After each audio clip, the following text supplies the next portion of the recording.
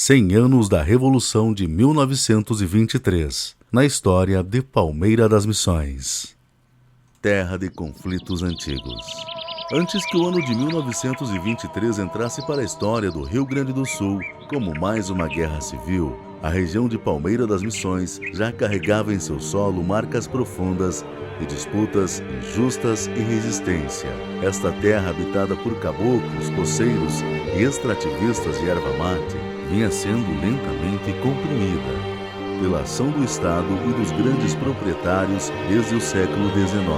A mata abundante, que garantia sustento a centenas de famílias, começou a desaparecer à medida que as comissões de demarcação avançavam, transformando terras tradicionalmente ocupadas em propriedades privadas. Nesse processo, muitos passaram a ser tratados como invasores em suas próprias moradas. Palmeira já vivia, muito antes da Revolução, uma tensão que não era política, era social, era o prenúncio de uma explosão.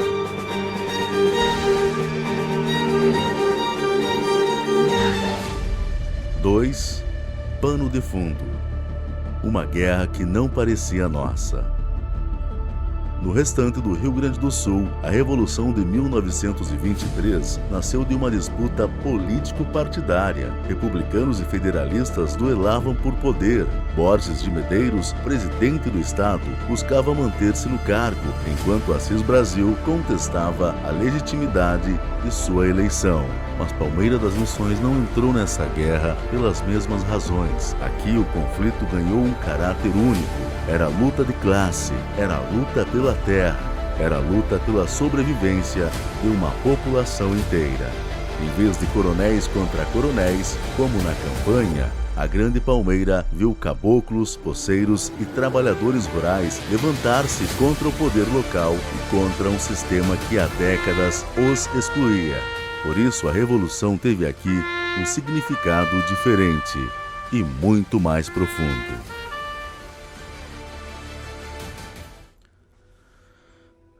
3. A raiz do problema: a terra, a mata e o povo caboclo. Desde a Lei das Terras de 1850, o pequeno poceiro foi transformado em irregular. A partir dali, apenas quem comprava a terra tinha direito a ela, e quem tinha dinheiro para comprar era justamente os grandes proprietários, aliados do governo. Os ervateiros, que viviam do extrativismo itinerante, foram sendo empurrados para áreas cada vez menores. Os imigrantes europeus recebiam terras oficiais, enquanto famílias caboclas eram tratadas como intrusas. Um povo inteiro viu sua forma de vida ser ameaçada. Por isso, quando a Revolução começou a se desenhar, muitos desses homens enxergavam nela uma chance de reivindicar aquilo que lhes havia sido negado por gerações. 4. O surgimento de Leonel Rocha, o caudilho a pé.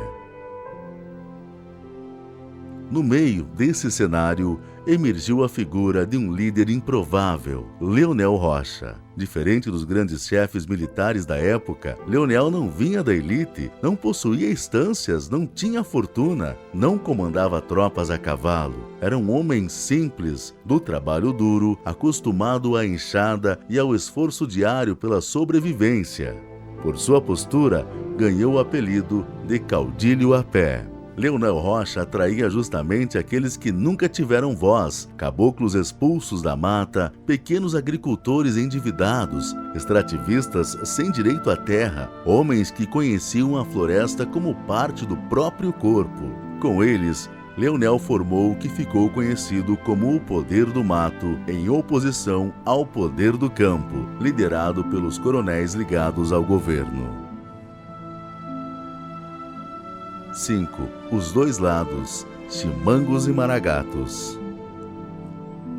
A região de Palmeira das Missões se dividiu profundamente. De um lado estavam os legalistas, os chimangos, representados pela Brigada Militar e pelos corpos provisórios organizados por Vasolmiro Pereira Dutra, o principal líder republicano no município. Do outro lado estavam os maragatos, rebeldes comandados por Leonel Rocha, Mena Barreto, Felipe Portinho e Serafim de Moura Assis. Mas aqui, os maragatos não eram apenas rebeldes políticos, eram, sobretudo, os excluídos do processo de ocupação da terra. Enquanto em outras regiões do estado, a revolução era por uma disputa interna da elite, aqui era o confronto entre um povo marginalizado em um sistema que o empurrava para fora de sua própria história.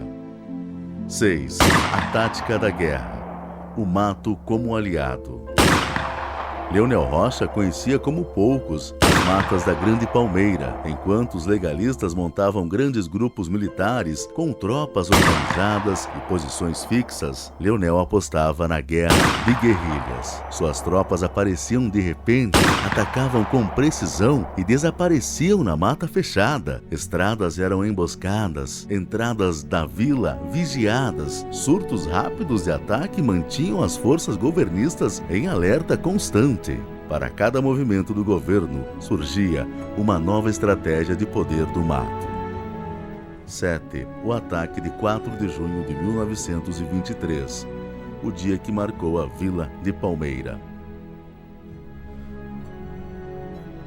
O dia 4 de julho de 1923 amanheceu tenso. As semanas anteriores já mostravam que algo grande estava por vir. Ao nascer do sol, Leonel Rocha, acompanhado de Mena Barreto, Serafim de Moura Assis e do dissidente republicano Josino Eleutério dos Santos, iniciou seu maior ato militar, a tentativa de tomar a Vila de Palmeira. Vazomiro Dutra havia preparado a defesa. Trincheiras foram cavadas nas ruas centrais, barricadas erguidas às pressas, tropas posicionadas nas principais entradas da vila. A batalha foi dura, barulhenta, intensa. Os moradores se trancaram em casa, muitos fugiram para o interior. A fumaça dos disparos tomou a pequena vila. E foi nesse cenário que nasceu o grupo dos Maragatinhos, combatentes lembrados até hoje pela coragem durante a defesa da cidade.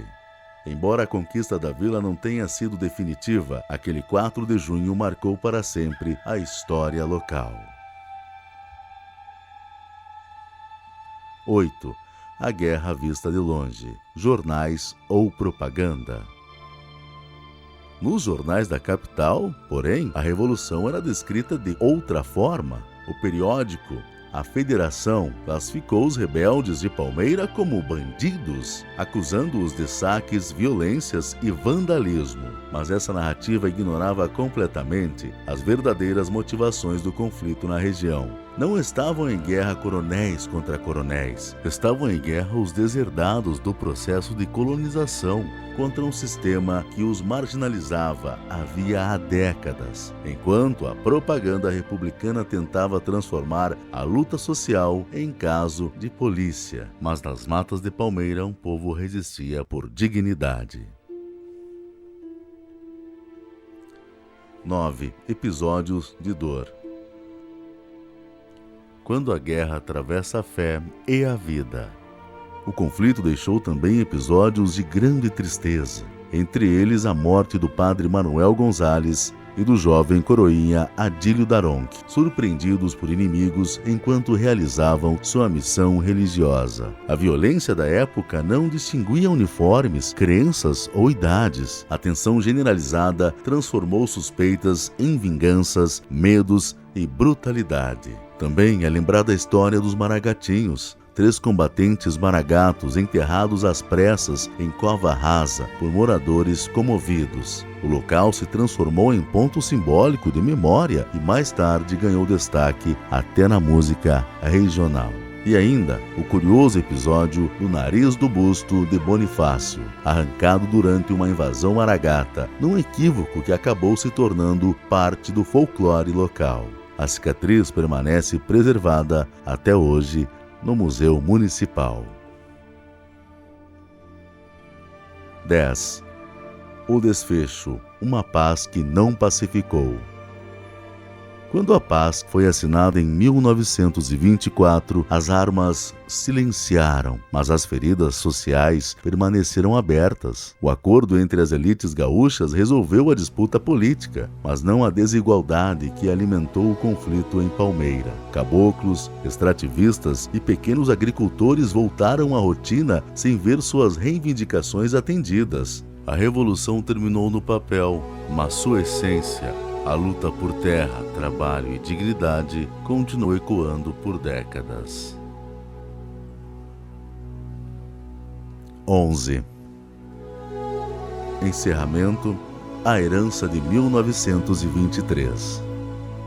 Hoje, ao revisitar a Revolução de 1923, Palmeira das Missões resgata mais do que fatos históricos. Resgata sua identidade, resgata a memória de homens e mulheres que enfrentaram injustiças profundas, resgata o espírito de resistência de um povo que, mesmo esquecido pelo poder, se recusou a ser apagado.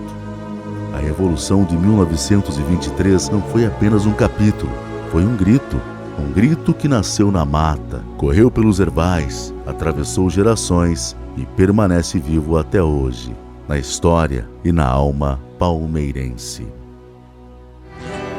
Plantava em terras alheias, guerreava quando queria.